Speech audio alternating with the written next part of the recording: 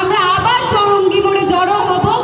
মানববন্ধন কর্মসূচির মাধ্যমে আমরা তিলোত্তমার বিচার চাই এবং আগামী 9 তারিখ এই রাজ্যের সমস্ত ডাক্তাররা তারা আহ্বান জানিয়েছে, তিলোত্তমা যেদিন তার হত্যা হয়, তাকে ধর্ষিতা হতে হয়, তার 1 মাস পেরোতে চলল, তবুও এখনো পর্যন্ত বিচারের কোনো আমরা দেখতে পেলাম না, বিচারের কোনো বন্দোবস্ত করা গেল। মাত্র একটি ব্যক্তিকে তারা ধরতে পারলেন, অথচ দিনের পর দিন এত রকম তথ্য উঠে আসছে।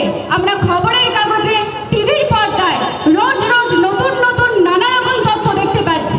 আমরা দেখতে পেলাম তিলোত্তমার বাবা মা তারা নির্দিষ্ট কিছু প্রশ্ন করেছে।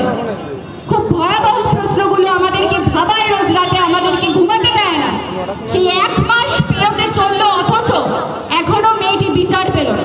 আমরা বলছি আরেকটি কামড়ি আমরা হতে দেব না। তিলোত্তমার বিচার যতদিন না পর্যন্ত হচ্ছে ততদিন পর্যন্ত আমরা এই প্রতিবাদ, আমাদের এই আন্দোলন চালিয়ে নিয়ে যাব।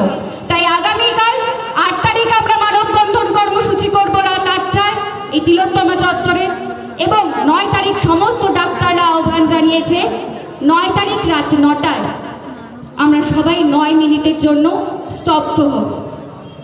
সেই 9 মিনিট আমরা যে যা কিছু করি না কেন আমরা থেমে থাকব। আগামী 9 তারিখ রাত 9টায় আমরা থেমে থাকব। তাই আগামী 9 তারিখ রাত 8টার সময় আপনাদেরকে আহ্বান জানাচ্ছি, আমরা আবার এই তিলোত্তমা চত্বরে জড়ো হব, আমরা আমাদের প্রতিবাদ জানাবো এবং রাত 9টা থেকে 9 মিনিট আমরা থেমে থাকব।